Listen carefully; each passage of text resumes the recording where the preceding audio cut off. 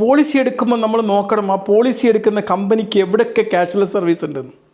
ഇപ്പോൾ ഞാൻ എടുത്ത കമ്പനിക്ക് ഞാൻ പോർട്ട് ചെയ്ത കമ്പനിക്ക് ഞാൻ എടുത്തിട്ടുണ്ടായിരുന്നില്ല. അതുകൊണ്ടാണ് എനിക്ക് ഇത്ര ബുദ്ധിമുട്ടുണ്ടായിരുന്നത്. ക്യാഷ്ലെസ് സർവീസ് മാക്സിമം എവിടെയൊക്കെ ഉണ്ട് എന്നുള്ളത് ചെയ്യാം. എന്നിട്ട് നിങ്ങൾ സോഷ്യൽ മീഡിയയിൽ ഈ പോളിസി എടുത്തവരുടെ അഭിപ്രായങ്ങൾ കൂടി അറിയണം, റിവ്യൂകൾ നോക്കണം, മറ്റുള്ളവരെങ്ങനെയാണ് റിവ്യൂ ചെയ്യുന്നത്, എന്തൊക്കെയാണ് പബ്ലിക് ഒപ്പീനിയൻസ് എന്നുള്ളതൊക്കെ നിങ്ങൾ സെർച്ച് ചെയ്ത് കണ്ടെത്തണം. അല്ലാണ്ട് ഒരാളങ്ങോട്ട് പറയുമ്പോൾ എടുത്തു പോകരുത്. കാരണം ആര് പറഞ്ഞാലും അവരെ കമ്പനിയെക്കുറിച്ച് നല്ലതേ അവർക്ക് പറയാനുണ്ടാവും. പിന്നെ നമ്മൾ നോക്കേണ്ട ഒരു കാര്യം മോഡേൺ സർജറികളൊക്കെ എങ്ങനെ മാത്രം ഇതിൽ കവർ ചെയ്യുന്നു എന്നുള്ളതാണ്. ലേറ്റസ്റ്റ് സർജറികളൊക്കെ. കാരണം നമുക്കറിയാം ഇന്ന് നമ്മൾ എന്തായാലും പോകുക ഒരു വലിയ ഹോസ്പിറ്റലിലേക്കായിരിക്കും. അവിടെ റോബോട്ടിക് സർജറി, ഇതുപോലത്തെ ഡിമെക്സ് സർജറി, ഇതുപോലൊക്കെയുള്ള ലേറ്റസ്റ്റ് കാര്യങ്ങൾ നമ്മളെപ്പോഴും ഒരു വ്യക്തി എന്ന നിലയിൽ നമ്മളിപ്പോൾ എനിക്ക് കോർണിയൽ ട്രാൻസ്പ്ലാന്റേഷൻ പഴയ രീതിയിലായിരുന്നു ചെയ്തിരുന്നെങ്കിൽ എനിക്ക് ആ ഹോസ്പിറ്റലിൽ നിന്ന് ക്ലെയിം കിട്ടുമായിരുന്നു.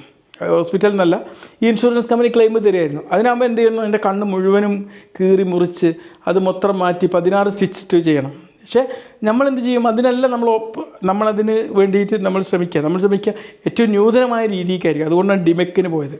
അവിടെ ഒറ്റ സ്റ്റിച്ച് മതി, കീറി മുറിക്കലൊന്നും വേണ്ട, വളരെ നിസ്സാരമായിട്ട് അതിലേക്ക് ഇംപ്ലാന്റ് ചെയ്യാൻ പറ്റും. അപ്പോൾ പിന്നെ നമ്മൾ ശ്രദ്ധിക്കേണ്ട ഒരു കാര്യം, നമ്മുടെ പോളിസി ഇപ്പോൾ നിലനിൽക്കുന്ന അസുഖങ്ങൾ കവർ ചെയ്യുന്നുണ്ടെന്നുള്ള പ്രത്യേകം ശ്രദ്ധിക്കണം. ഇപ്പോൾ എൻ്റെ സുഹൃത്തിൻ്റെ ഫാദറിൻലോ അവർക്ക് സ്ട്രോക്ക് വന്നു. അന്ന് നിലകൊണ്ട ഇൻഷുറൻസ് കമ്പനി അത് കൊടുത്തില്ല. ഇതേ സുഹൃത്തിൻ്റെ കൂടെ വർക്ക് ചെയ്യുന്ന മറ്റൊരു അധ്യാപകന് ഒരു അറ്റാക്ക് വന്നു, അവർ കൊടുത്തില്ല. 2 വർഷം ആയിട്ടുണ്ട്, പക്ഷെ കൊടുത്തില്ല. കാരണം എന്താ, അവർ പറയുന്നത് നിങ്ങൾക്ക് ഓൾറെഡി അസുഖം ഉണ്ട് എന്നാണ്.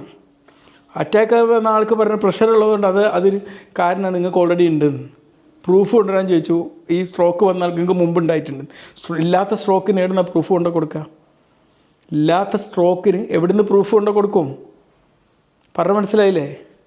നമ്മൾ ഇൻഷുറൻസ് ക്ലെയിം എടുക്കുന്ന സമയത്ത് എന്തൊക്കെ പറയണം എന്നുള്ളത് വരെ നമ്മൾ പഠിച്ചിരിക്കണം. അല്ലേ പണി തരും. നിങ്ങളിപ്പോൾ ഒരു സ്ഥലത്തൂടെ യാത്ര ചെയ്യുന്നുണ്ടെങ്കിൽ അതിൻ്റെ റൂട്ട് മാപ്പ് വരെ ചോദിച്ചെന്ന് വരും. പറഞ്ഞ മനസ്സിലായി? നിങ്ങൾ ഫോൺ എടുക്കാതെ പോയെന്ന് പറഞ്ഞാൽ മതി, എന്നാൽ പിന്നെ അത് ചോറങ്ങില്ലാതാവും. ഇതുപോലത്തെ എല്ലാ കാര്യങ്ങളും നമ്മൾ പഠിച്ചു വെക്കണം, എന്നിട്ടൊക്കെ എടുത്താൽ മതി. പിന്നെ നമ്മളെ പ്രിസ്ക്രിപ്ഷൻ ഉണ്ടല്ലോ, നമ്മൾ ഒരിക്കലും കളയരുത്. നമ്മൾ ചെറിയൊരു അസുഖത്തിന് ഒരു ഡോക്ടറെ അടുത്ത് പോയി കഴിഞ്ഞാൽ പോലും നമ്മൾ SSLC ബുക്കൊക്കെ എങ്ങനെയാണോ കീപ്പ് ചെയ്യുന്നത് അതുപോലെ അതവിടെ കീപ്പ് ചെയ്ത് വെക്കണം. ഒരിക്കലും മിസ്സാകാൻ പാടില്ല. നിങ്ങൾ ആദ്യമായിട്ട് കാണിച്ചാണെങ്കിൽ പോലും മതി അത് റിജക്റ്റ് ചെയ്യാൻ. നിങ്ങൾക്ക് ഈ അസുഖം ഒന്നും ഒരു 5 വർഷം മുമ്പ് ഉണ്ട് എന്ന് പറഞ്ഞാൽ 5 വർഷം മുമ്പുള്ള ഡോക്യുമെൻറ്റുകൾ ചോദിക്കും. അത് കിട്ടിയിട്ടില്ല, അപ്പം റിജക്റ്റ് ചെയ്യും. പിന്നെ ജനറ്റിക് കണ്ടീഷൻസിനൊക്കെ എങ്ങനെയാണ് നിങ്ങളെ പോളിസി കവർ ചെയ്യുന്നുള്ള പ്രത്യേകം നോക്കണം.